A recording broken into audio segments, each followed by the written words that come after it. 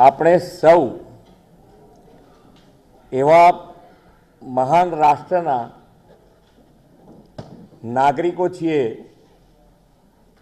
કે ભારતીયતા આપણો ધર્મ છે અને બંધારણ આપણું ધર્મ ગ્રંથ છે.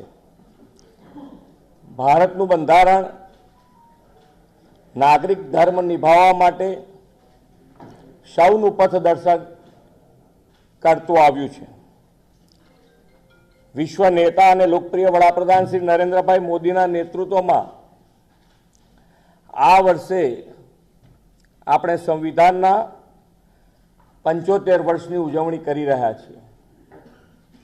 વડાપ્રધાન મોદી સાહેબે દેશના તમામ નાગરિકોને સમાન હક મળે તે માટે કોમન સિવિલ કોડનો દેશવ્યાપી અમલ કરવાનો નિર્ણય કર્યો છે. આદરણીય વડાપ્રધાન શ્રી નરેન્દ્રભાઈ મોદીની ભારતીય જનતા પાર્ટીની સરકાર જે કહેવું તે કરવું એક કાર્યમંત્રને અનુસરીને સરકાર કામ કરે છે. આર્ટિકલ 370ની નાબૂદી, વન નેશન વન ઇલેક્શન, નારી શક્તિ વંદના અધિનિયમ, ટ્રિપલ તલાક કાનૂન વગેરે માટે જે વચનો આપવામાં આવ્યા તે એક પછી એક પૂર્ણ થઈ રહ્યા છે.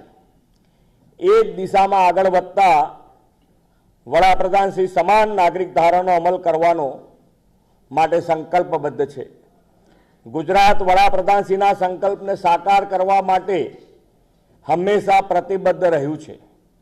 વડાપ્રધાનશ્રીના પદચિહ્ન પર ચાલતા ગુજરાત સરકાર રાજ્યમાં વસતા તમામ નાગરિકોને પણ સમાન હક અને અધિકાર મળે તે દિશામાં આગળ વધી રહી છે. આ માટે ગુજરાતમાં કોમન સિવિલ કોડની આવશ્યકતા ચકાસવા અને કાયદા માટેનો મુસદ્દો તૈયાર કરવા સુપ્રીમ કોર્ટના નિવૃત્ત ન્યાયાધીશ શ્રીમતી રંજના દેસાઈની અધ્યક્ષતામાં એક કમિટીની રચના કરવાનો મહત્વપૂર્ણ નિર્ણય કર્યો છે. 5 સભ્યોની આ સમિતિમાં અન્ય સભ્ય તરીકે નિવૃત્ત વરિષ્ઠ આઈએએસ અધિકારી Shri CL Meena, advocate Shri RC Kodekar, ભૂતપૂર્વ વાઇસ ચાન્સેલર શ્રી દક્ષેશ ઠાકર અને સામાજિક કાર્યકર સુશ્રી ગીતાબેન શ્રોફનો સમાવેશ કરવામાં આવ્યો છે. આ કમિટી તમામ પાસાઓનો સુગ્રથિત અભ્યાસ કરીને પોતાનો રિપોર્ટ 45 દિવસમાં રાજ્ય સરકારને આપશે અને રિપોર્ટના આધારે રાજ્ય સરકાર યોગ્ય નિર્ણય કરશે. Thank you.